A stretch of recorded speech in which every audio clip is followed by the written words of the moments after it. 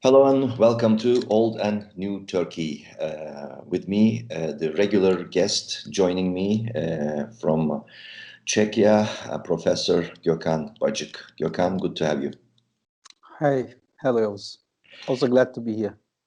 Let's continue the conversation. Old and New Turkey will always be on top of the agenda. Now, of course, with the additional element of the meeting having taken place in NATO summits between President Biden and Erdoğan, and also between Erdoğan and Mitsotakis, and Erdoğan and Macron, and the Brits and Germans, etc. You've been following this. What is your take on the outcome of the, if any, of this meeting? Well, of course, I don't know the details of ongoing intense discussions between two presidents, but we have some expert views. Also, we know how as particularly the Turkish part is presenting the case to its public. My impression is that Turkey is not happy about that meeting. And this is also confirmed by the recent... Disappointed. Yeah, disappointed. Not having, met the expectations. Yeah, that's the way. Summit. Yes.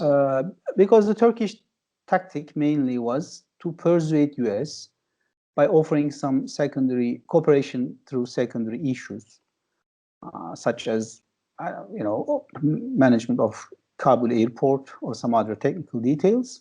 But whereas there are some serious or substantial issues, mainly US support to Kurdish groups in Syria, Turkish relations with Russia, mainly, NATO. In terms of such substantial issues, also, of course, democracy and other relevant topics, I don't think Turkey has, has succeeded to get what she expects from US. Mm-hmm. And also, because of that, simply, Erdoğan cannot, let's say, translate that diplomatic meeting with Biden as a success into Turkish domestic politics, mm-hmm. which was the usual pattern between Trump, for example, and Erdoğan. What I understand is American side, what I feel, clearly expressed to Turkish side that there are some contradictions, or let's say divergence between two countries. And the American side also has given the strong signal that unless Turkey changes course of action vis-a-vis these substantial issues, it's not realistic to expect a change. Mm-hmm. Of course, in the meantime, we may have some cooperation over secondary issues, which is not surprising. Even we have some similar issues between Russia and US on Arctic, comparatively secondary. I'm not saying Arctic is not important. This is but not very influential. This is not something that affects the characteristic of Turkish-American relations. So that's why I feel Erdoğan disappointed mm-hmm. about the meeting. And the second is, beyond Biden meeting, when I read the NATO declaration, I feel that NATO is now giving some signals of going back to its conventional, because there are many focuses on Russia and China, which means that Turkey may not be able to, if I may use that term, enjoy or abuse a gray zone between NATO and Russia. And that gray zone was possible mainly there was no organized NATO. NATO was perplexed, paralyzed. Because of the lack of American leadership, it has given a lot of opportunities to Turkey. Turkey mm-hmm. has been acting as a country cherry picking. It was mainly possible because of there was no strong American leadership within NATO. But now, as of the latest NATO communique on the summit, we are informed that NATO is now going back to its, let's say, more conventional track, which is critical on Russia and China, which will be also equally huge problem, headache for Erdoğan, who is the master of using or enjoying those hybrid areas between NATO and Russia. I don't think NATO will be equally tolerant to Erdoğan as it used to be in the last 3 or 4 years. Mhm. Now, from Turkish side and American side, from the observer's vantage point, now some observers now talk about a new normal in relations. This new normal, quote unquote, may come to mean that, including Saudi Arabia and Egypt, U.S. relations with those countries, Turkey and the other two, will be special on more tangible, concrete give and take basis. This new normal will be less on basically values and principles, or what one would call model partnerships. Like, once there was a talk about strategic partnership between Turkey and the United States, which no longer is, of course, given the course of events having taken place. And this new normal, of course, will be basically, while continuing to keep Turkey close to NATO, stopping the drift away, and work on areas where US and NATO can cooperate with Turkey. Also, this is highlighted by Turkish side. Ex-ambassador Namık Tan, for example, is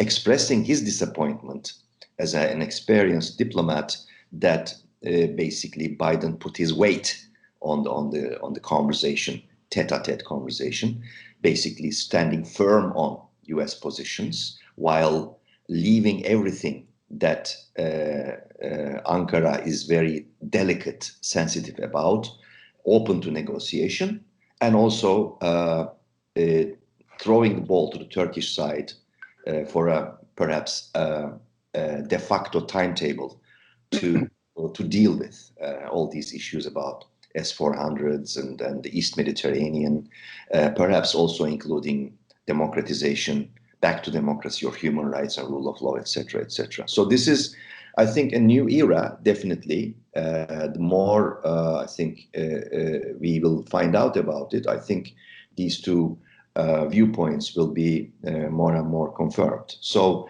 we are heading for very, from both sides, an era where pragmatism will be definitely the key word. Do you agree? Yes, I agree. But I think this is the pattern since 1948, if I may start the beginning of Turkish-American relations with the Truman period. So for me, for US, the top priority is to keep Egypt, or countries like Egypt and Turkey, part of American alliance, within American alliance. So so if you believe that American strategy should be democratizing Egypt, it would be not only naive but not realistic, given democratization theories. So since 1979, the American priority, which was also once confirmed during the Arab Spring, Muslim Brotherhood experience, is to keep Egypt within, let's say, American strategic pact. In other words, not allowing Egypt to become part of other side, as it happened during Nasser period, for example, 50s, Russia. And it is the same probably thinking, strategic thinking that prevails among Americans. So the typical American approach to Turkey is to not to, let's say, tolerate Turkey to becoming aligned with Russia, or let's say, if it's possible, China. From democracy perspective, I think Turkish liberals who expect a kind of American support to Turkish democratization story should be satisfied with that, because the logic is here, not a foreign country oppressing Turkish government. I don't think it is realistic given international system, given the nature of regime, but it might be also better for Turkey to stay within Western realm, hoping that it will help Turkey to, let's say, revive democracy in the long term. So the reason is, Yavuz, we all know that domestic politics is now a function of foreign policy, and perfectly in the opposite. So if there are authoritarianism in Turkey, it's mainly because of Turkish foreign policy, which was drifted away from West, get too close to Russia, the authoritarian club, countries club. So, going beyond the jargon of democratization, if recent developments succeed bringing Turkey back to the Western camp, even we are not talking about democracy, it may help democratization in Turkey.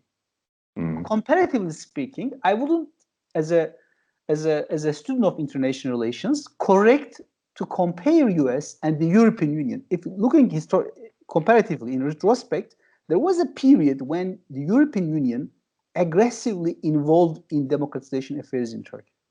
But it was exceptional. From an American perspective, strategy, of course, I don't mean that America always ignores democracy, but America's perspective on Turkey has always been strategy first oriented. So I do accept that criticism about the last meeting, but I don't think it's surprising. I think what surprised people is the naive expectation, hoping that an American government, just like European Union soft power, speculating on Turkish democracy or trying to intervene. So if we are to make a comparison between the European Union and the American impact on Turkish democracy, we should more imagine American impact as a systematic or structural. The expectation should be American impact on Turkey to keep Turkey along with the West. I think that's going to be great and enough for us. I see. And no matter what, I think entering the room for a tete-a-tete meeting, Biden had also the considerations in the background of existing and even perhaps growing anti-Americanism and anti-West sentiments across the board in the Turkish society and Turkish political class. Also now, even before or after this meeting, we definitely should have an eye on how the output of this meeting will translate into Erdogan's pattern of behavior, but also how it will translate into possible changes in the Turkish politics, power politics. It's quite clear that Erdogan, when entering the hall to meet Biden, had almost nothing to offer, which is very unusual in Turkish foreign policy. Turkey always had some trump cards, some bargaining chips, some positions where it could really argue powerfully for its own positions in realpolitik. But now this was different. So what's your take about possible repercussions of how this tete-a-tete meeting will translate into Turkish power politics stage? Yeah, first of all, your point is important. Islamists virtually destroyed all, let's say, leverage that Turkish foreign policy has traditionally had. For example, its strategic relations with countries like between Arabs and Israel. So Turkish foreign policy has no longer, such leverages vis-a-vis third countries. There is a point here we should emphasize. Erdogan is not doing foreign policy only for national interest or security. They are still important, of course. Diplomats in Turkey, politicians do care about national interest. And in that sense, maximization of interest is still a pillar in Turkish foreign policy, no doubt. But we shouldn't forget Erdogan is an actor who is trying for a regime change in the country, which means he is also doing foreign policy in terms of regime change. So Erdogan foreign policy is a continuous bargain between conventional foreign policy and regime change, which means Erdogan needs a specific foreign policy to survive or at least to achieve its regime change in the country. And so far, anti-Westernism, particularly anti-Americanism, was helpful for Erdogan in that sense. Because if you are in a walk from secular to an Islamist political system, as it happened in many countries, including Mursi's Egypt or Iran after the revolution, logically you should be anti-American. But the question here is, forced between now NATO and Russia, I'm skeptical if Erdogan is going to continue that. So we should wait to see that. I mean, because Erdogan may also react in a very negative way, realizing that there is no longer chance in the Western camp for Turkey. So he may this time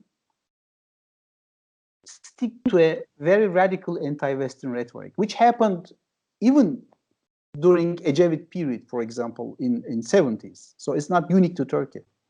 But I think Erdogan is going to wait for a while. The second point is, let me say my personal observation about Turkish public's views on foreign policy. I think Turkish public's view on foreign policy is a fraction of state. So it is very easy to change it. That's why if you analyze, you will see that there are continuous fluctuations in Turkish public's view on European Union, on Cyprus, on America. So this is mainly because of Turkish political culture, where people believe that foreign policy is above politics. It's something like a national or a kind of metaphysical realm where we should follow, including opposition, by the way. Mm-hmm. So Turkish public is anti-American because of Turkish government. Remember, Turkish public was immediately transformed into pro-Armenian or quickly anti-Armenian, or about remember the discussions 10, 12 years ago. Yes. So I think we must be very skeptical about Turkish public opinion on foreign policy, mm-hmm. not domestic elections, so on and so forth. Of course, there are some fixed items such as what they think about Palestine or Azerbaijan or Cyprus, but in general, I don't think we should take them serious. So it's up to Erdogan or political elites.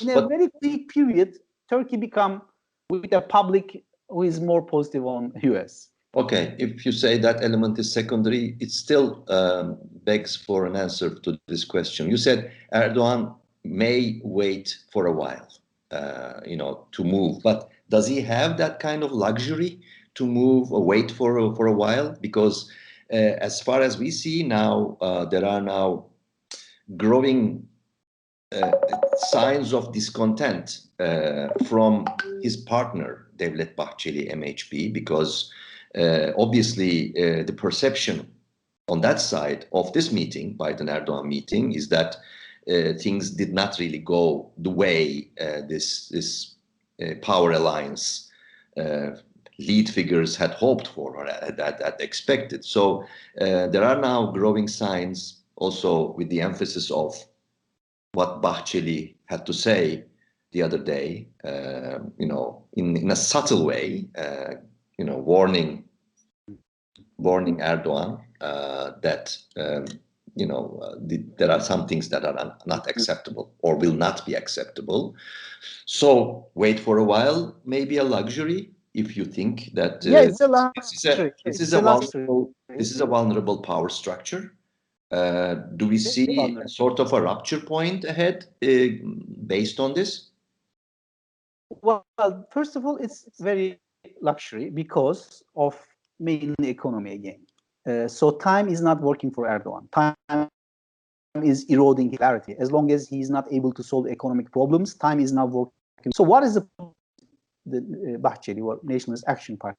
I think technically, no, I don't think there's a problem within content ideology because it's a rentier agreement. Erdogan is paying the rent of coalition to Bahçeli in exchange for a lot of opportunities or state tenders. A lot of nationalists are appointed to state. So Erdogan is a good, let's say, rentier. I don't think he's postponing the rent. He's paying on time every month. So nationalists are happy. They are fulfilling Minister of Education, Minister of many other ministers. The problem, I think, for ultra-nationalist party is they are losing a lot of votes and supports in the meantime. Mm-hmm. So interestingly, so from one perspective, it's good to be part of the coalition, which you are not responsible, but enjoying the opportunities of running the state. But again, looking surveys, we clearly see that MHP is losing blood continuously. So I think what pressure MHP, Nationalist Action Party, ultra-nationalist party, is mainly not ideological content, because Erdogan is perfect president for, I mean, from an ideological perspective, that of MHP. I don't think they have any concern about Erdogan in terms of Kurdish issue, in terms of secularism, in terms of whatever it is. But the problem is that has with some costs, and mainly MHP may not be able to get 10%. And we know it also from another perspective. They are in a program of changing or amending the election law to help MHP, also, as well as to let's say, to prevent opposition getting high scores. So for me, MHP is unhappy because now they are becoming, if I may, the victim of coalition, because at least Erdogan has a charisma independent of that party, his party. So even if AKP is performing poor, Erdogan has some sort of ability to survive. That's a good point. I think so. Waiting or time is luxury for Erdogan, unlike 3 or 4 years ago. Mainly, he's not performing good in economy. But in terms of his alliance with Nationalist Action Party, the problem is, I don't think there is an ideological problem between AKP and the ultra-nationalists. The problem is, ironically, a nationalist party has become the victim of coalition with Erdogan. They are continuously losing social support based on surveys. Looking at surveys, we see that. There are many reasons for that. One is Erdogan has a kind of charisma which can survive independent of his party. And still there is no alternative to, let's say, Islamic alternative to national AKP. But when it comes to nationalism, nationalist politics, there is an alternative to Nationalist Action Party, which is good party. So nationalist voters have now 2 clear options, at least alternatives, unlike AKP. And that is putting a lot of pressure on MHP. Otherwise, I don't think, to repeat, there is an ideological problem in terms of substantial issues such as the Kurdish problem, authoritarianism, and many others. Mm-hmm. And maybe we should end with 2 linked questions. One is, of course, we see another pattern now, given the squeeze or pressure that Erdogan finds himself in, not only from his partner, but also in general, because the announced election time, regular election time, is approaching. And we had seen before some moves of fracturing the opposition bloc from within the parties. For example, the main opposition CHP party saw one figure, former runner-up to the presidential elections, Muharrem İnce, breaking out and forming his own party. We have seen also from MHP, Nationalist Party, Ümit Özdağ, popping out again, basically copping out, from the party. And now we are seeing some movements of the minor Islamist party, Saadet, Felicity Party. The very, very senior figure, over 80 years old, Asiltürk, Oğuzhan Asiltürk, is now trying to join that trend. And do you think, how should we read into this? Do you think these will be serving in favor of Erdogan? First of all, we should quickly remember the electoral system in Turkey. There is no electoral college like US, which means every 1% vote is critical for Erdogan. That's why even it is small, the Felicity Party is critical because it mandates at least +1%. Equally important point. So every vote counts, basically. That's why every vote counts. That's why Erdogan has a very is following a very micromanagement on these issues, to point to the villages and so forth. But equally important is Felicity Party is the classical, or if we take AKP as a neo-Islamist, the classical Islamist party, founded in late 60s, National Order Party, Welfare Party, you know the story. So that party has a huge capacity to legitimize Kemalist Party because it's officially part of the voters. So Erdogan wants to doesn't want Felicity Party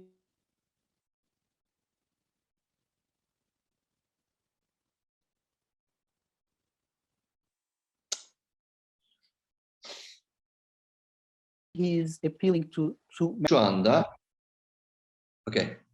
The second point about this party is Felicity Party is Islamist party, which means that it can justify or legitimize the opposition bloc, including Kemalist party, for conservative voters. So Erdoğan doesn't want the Felicity Party justifying Kemalist politics in front of conservatives.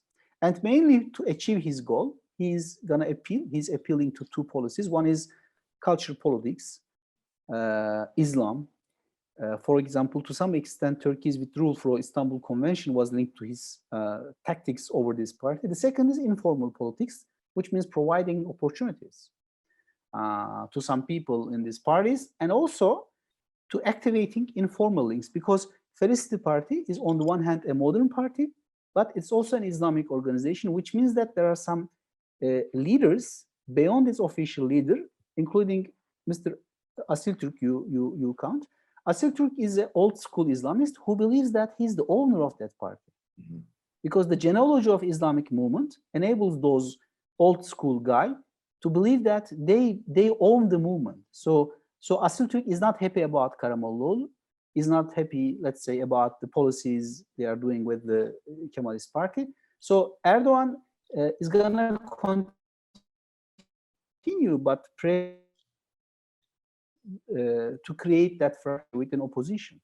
And in the same way, we will see policies towards the main structure, Good Party and CHP, through the Kurdish issue, mainly by provoking the Kurdish issue. And frankly speaking, we know what is meant by provoking the Kurdish issue.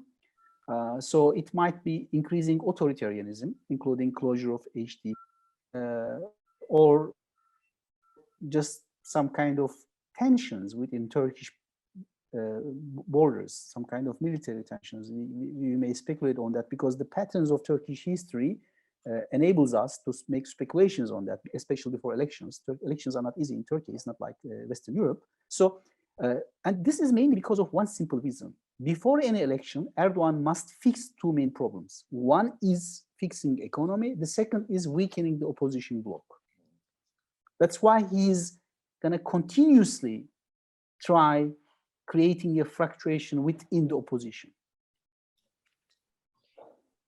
Let's end here our conversation for the time being. My guest, regular guest as he is, to Old and New Turkey, was Gökhan Bacık, joining us from Czechia. Thank you for this conversation, Gökhan. Until next time. See you. Bye-bye.